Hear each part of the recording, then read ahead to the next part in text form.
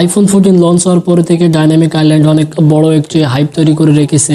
আমিও ভাবতাম অ্যান্ড্রয়েড ফোনে কবে ডাইনামিক আইল্যান্ড আসবে। কিছুদিন পর প্লে স্টোরে ডাইনামিক আইল্যান্ড নামে অ্যাপস দেখতে পাই। অ্যাপসটি ইনস্টল করি, বাট অ্যাপসটি ঠিকঠাক মতো কাজ করছিল না। ফাইনালি ডাইনামিক আইল্যান্ড সব অ্যান্ড্রয়েড ফোনে এসে গেছে। I got a Daynamic Island ISO 16.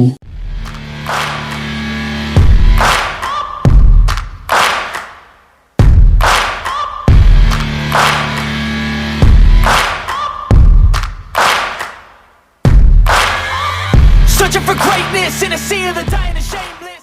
Google Play Store থেকে ডাউনলোড করব Daynamic Island ISO 16. Daynamic Island ISO 16 download করে ইনস্টল করব। অ্যাপসটি ওপেন করে টার্ন অন করব। তারপর নোটিফিকেশন পারমিশন দিয়ে দিব।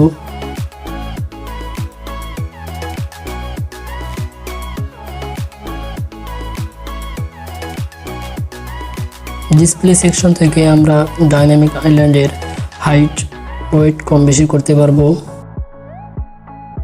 তারপরে অ্যালাউ মুভি ক্লিক করে আমরা ডাইনামিক আইল্যান্ড যে কোনো জায়গায় নিয়ে রাখতে পারবো।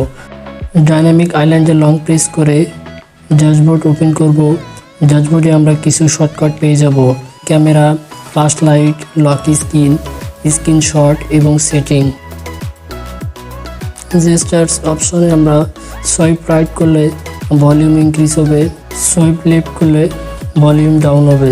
জেস্টার্সের মাধ্যমে ভলিউম কম বেশি করতে পারবো। Charging animation, airport animation, call notification, message notification, other notification same iPhone 14 dynamic island. যাও ডাউনলোড করো ডাইনামিক আইল্যান্ড ISO 16। মজা নাও আইফোন 14 এর।